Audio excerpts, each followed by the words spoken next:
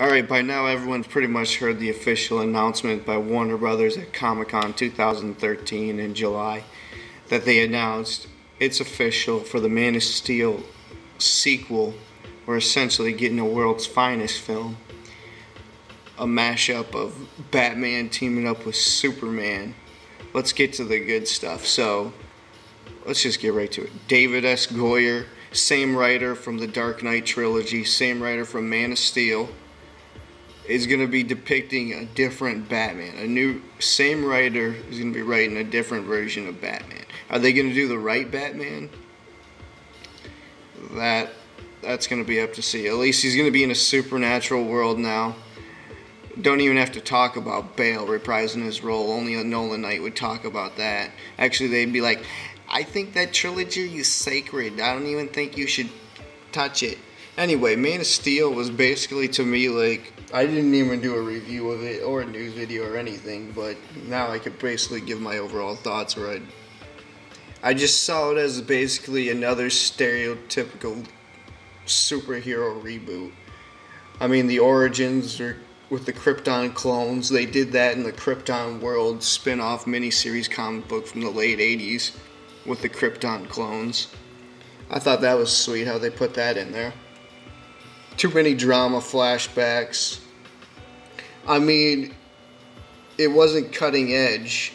I mean, I'm going to refer to the Myers fan to pretty much sum up every ignorant comic book fans. Actually, they're not even comic book fans. They're comic book movie fans. Everyone out there don't even read comic books. This is pretty much their thoughts on Man of Steel. Man of Steel was a good movie. I give it a 20 out of 10. I'm going to tell you why that was a dumb statement. You can't take the larger number and put it on top when you're subtracting. Actually, it goes the other way around. But I'm a moron, and I don't think about things like that. I just say this just to get attention. Man of Steel was a good movie. I give it a 20 out of 10. Now let the Myers fan tell you why that was a dumb statement. Honestly, it was just everyone loved the Amazing Spider-Man reboot too, but then once it came out on DVD, realized how much it sucked, and the second one's gonna suck. And this is what you could expect from World's Finest.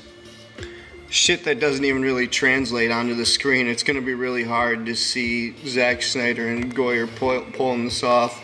Wherever they would go and they'd team up, you'd always see these panels just like this. I just took this picture from a World's Finest comic from the late 70s. Superman would basically put him under his armpit and they'd head over to Lebanon, real fast flying, or to Gotham, or to back to Metropolis.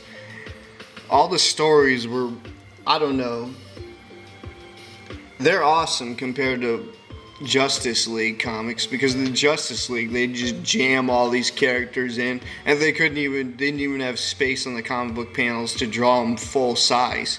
They would all draw miniatures of all the characters. But in these, you'd get the intellect of Batman, but Superman powers would really demean Batman's worth. But they could do it in a clever way, considering that in the next one, it's pretty much official that Lex Luthor is going to be the villain, and you know he's gonna have LexCorp. They already had that in logos throughout the movie, you could see. And Bruce Wayne's gonna be coming to Metropolis probably, and they're gonna probably like butt heads in the corporate room, in the corporate world. That's all you could really guess at this point. And they better get an older senior type of Batman instead of like the late 20s, early 30s. I don't really like that for the Caped Crusader. I mean, we better get the real Batman. The gray and blue suit, one that doesn't want to quit for 8 years and cares more about the Bruce Wayne family dynasty and his mother's china cabinets. I don't even have to go into the Dark Knight to explain how terrible it is. If you like that, you know nothing about the comic books. And they've been doing World's Finest since 1954. I mean, that goes without saying. Like, so do I really expect much out of this? No.